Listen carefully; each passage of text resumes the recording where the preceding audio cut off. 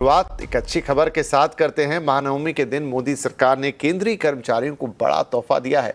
आज हुई कैबिनेट की बैठक में केंद्रीय कर्मचारियों का महंगाई भत्ता 3% बढ़ाने का फैसला किया गया है। इसके अलावा 57 नए केंद्रीय विद्यालय, 4600 शिक्षकों की भर्ती और दालों में आत्मनिर्भरता के लिए मिशन का भी ऐलान किया गया है।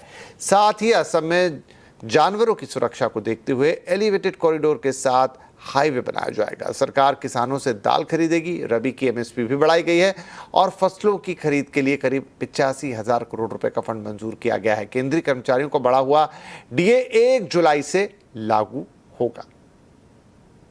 हमारे सभी केंद्रीय कर्मचारियों को, पेंशनर्स को बधाई।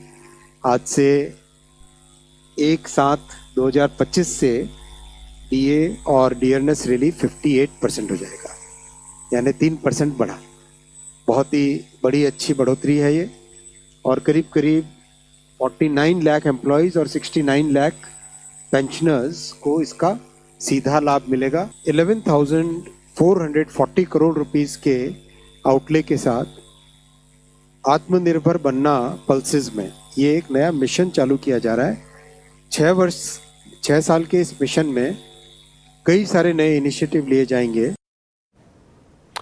तो चलिए कैबिनेट के इन अहम फैसलों की थोड़ी और डिटेल लेते हैं। हमारे साथ है अब हमारे economic policy editor Lakshman Roy. Lakshman, करीब 1.25 लाख करोड़ की योजनाओं को कैबिनेट की मंजूरी मिली है और हम आपसे विस्तार से समझना चाहेंगे।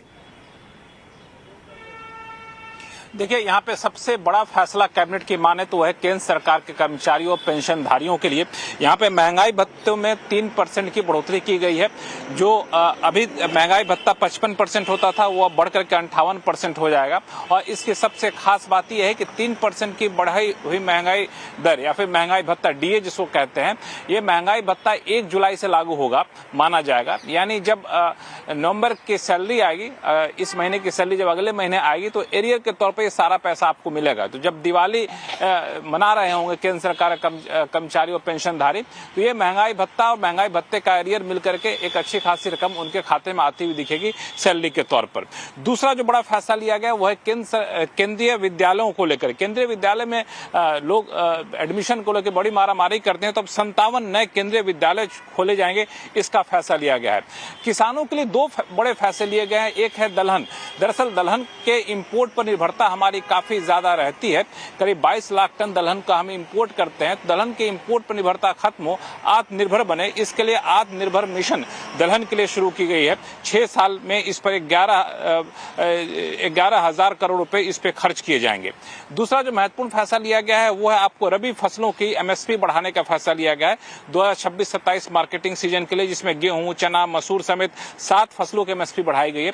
एमएसपी बढ़ने से करीब किसानों को अतिरिक्त 84,263 करोड़ रुपए मिलेंगे। और असम में एक एलिवेटेड कॉरिडोर जो है के साथ हाईवे बनाने का फैसला लिया गया है। दरअसल वो काफी ज्यादा सुर्खियों में रहा था। वहां पे हो क्या रहा था कि नीचे वहां पे ये था, जंगल थे, वहां पे जानवर रहा करते थे, उनकी सुरक्षा का ख्याल रखना था। तो वहां से एलिवेटेड हाईवे बनाने का फैसला यहाँ पे लिया गया है ताकि जंगल को भी नुकसान ना हो और सड़क भी यहाँ पे बन सके। तो ये कुछ महत्वपूर्ण फैसले कैबिनेट की बैठक में लिए गए। जी लक्ष्मण, बहुत शुक्रिया इस अपडेट के लिए।